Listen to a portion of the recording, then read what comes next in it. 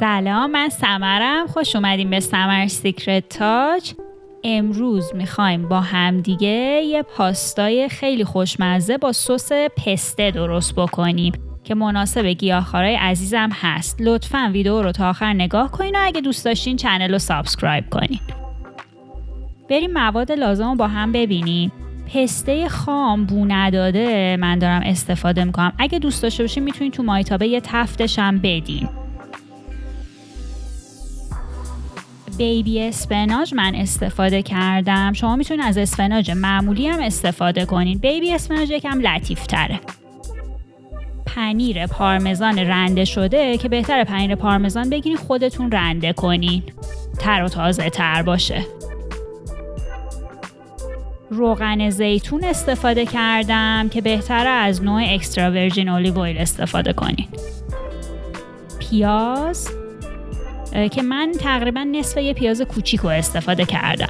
زست یه دونه لیمو یا همون پوست یه دونه لیمو، حواستون باشه اون قسمت‌های سفیدش رو نریزین.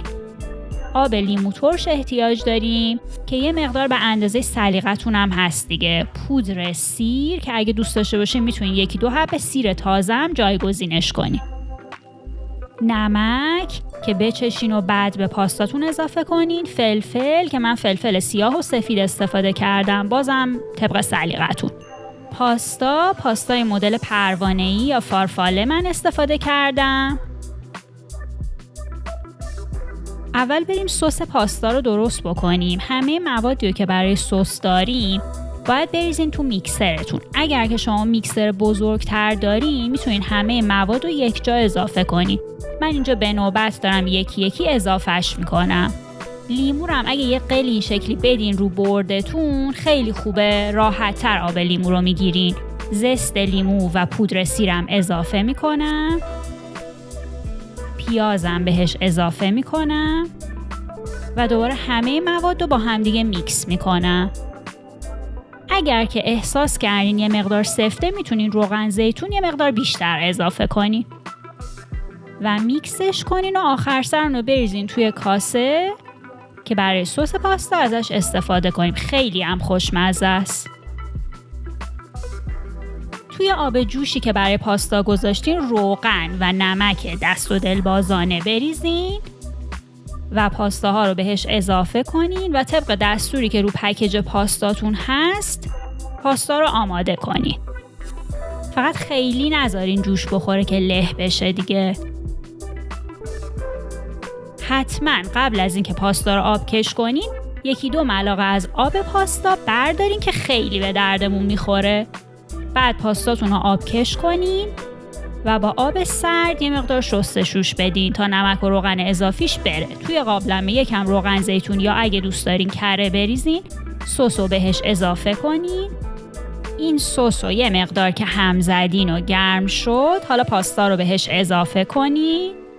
دوباره همش بزنین. اینجا جاییه که اون آب پاستایی که نگه داشتین به کارتون میاد. اضافهش کنین به پاستا تا حسابی جوسی بشه پاستاتون. همش بزنین و بچشین و نمک و فلفلتون رو طبق سلیقه اضافه کنین. من اینجا یه مقداری هم دوباره آب لیمو ترش اضافه کردم چون فکرم خیلی خوشمزه میشه.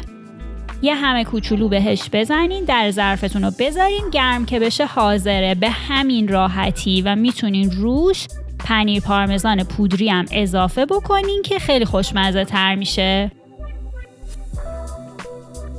ببینین چه خوشگل و خوش رنگه. اگه ویدیو رو دوست داشتین لطفاً لایک کنین و چنل رو سابسکرایب کنین. اینم آدرس اینستاگرام منه که میتونین اونجا برین منو فالو کنین و پستای مربوط به رسیپی رو سیو کنین.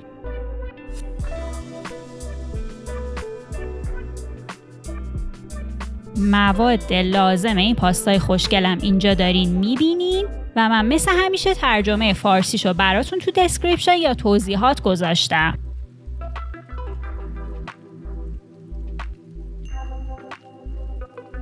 به همین راحتی و خوشگلی میتونین یه پاستا درست کنین و 2 تا ویدیوی پیشنهادی منم یادتون نره تماشا کنین. تا ویدیوی بعدی خداحافظ.